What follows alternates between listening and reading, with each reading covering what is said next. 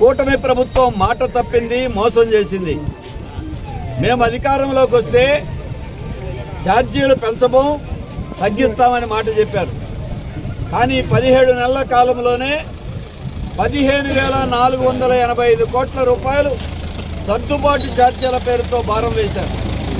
ఇప్పుడు అందరితో ఆగకుండా ఈరోజు మళ్ళీ 2014 నుండి 19 వరకు వాడుకున్న 5 ఏళ్ల కాలానికి ఇంకొక 12,771 కోట్ల రూపాయల భారం వేయడానికి కత్తులు నూరుతున్నారు.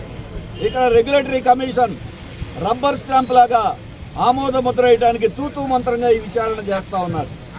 ఇదే కాదు, విద్యుత్ సుంకం పేరుతో భారం వేశారు. అంటే గత ప్రభుత్వంతో కూటమి ప్రభుత్వం పోటీ పడుతూ ఉంది. మరి 17 నెలల్లోనే 32,000 కోట్ల రూపాయలు వాళ్ళు వేసే భారాలతో కలుపుకుంటే అవుతుంది. 17 నెలల్లోనే 32,000 కోట్లు వేస్తే 5 ఏళ్లలో 1,00,000 కోట్లు దాటిపోతాయి ఈ భారం. ఇది నమ్మక ద్రోహం. కేంద్రంలో బీజేపీ, రాష్ట్రంలో ఉన్న టీడీపీ, జనసేన. దానికి తోడు గతంలో అవినీతి జరిగింది, అక్రమాలు జరిగినాయని చెప్పారు. చంద్రబాబు నాయుడు గారు శ్వేతపత్రం విడుదల చేశారు విద్యుత్ మీద. ఏ విచారణ ఎందుకు జరపరు? ఆ అవినీతిని మీరు కప్పిపుచ్చుతున్నారా? ఆ అవినీతిలో మీరు వాటాలు పుచ్చుకుంటున్నారా?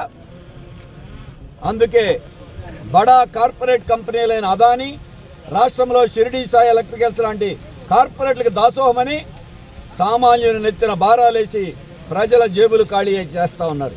తప్పుడు ఒప్పందాలు చేసుకున్నారు. అక్రమ ఒప్పందాలు జరుగుతున్నాయి, అవినీతి ఒప్పందాలు జరుగుతున్నాయి. గతంలో స్మార్ట్ మీటర్లు పెడితే పగలగొట్టండి అని లోకేష్ గారు పిలిపించారు.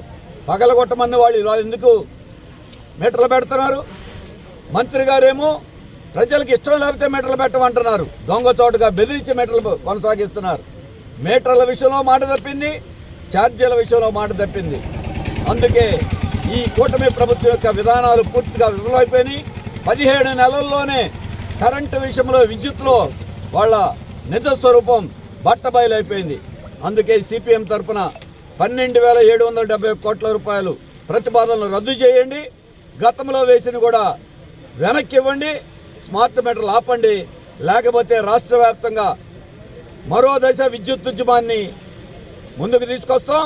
అన్ని వర్గాల ప్రజలను కలుపుకొని పోరాటం చేస్తాం. ప్రజలందరినీ కలుపుకు రావాలి. ట్రూ అప్ ఛార్జీల విధానాన్ని రద్దు చేయాలి. కరెంటు వాడుకున్న తర్వాత సంవత్సరానికి 5 ఏళ్లకి మళ్లీ భారం వేసే ఈ పద్ధతినే వ్యతిరేకిస్తున్నాం. ఈ విధానం రద్దు చేయాలని సిపిఎంగా మేము డిమాండ్ చేస్తాం.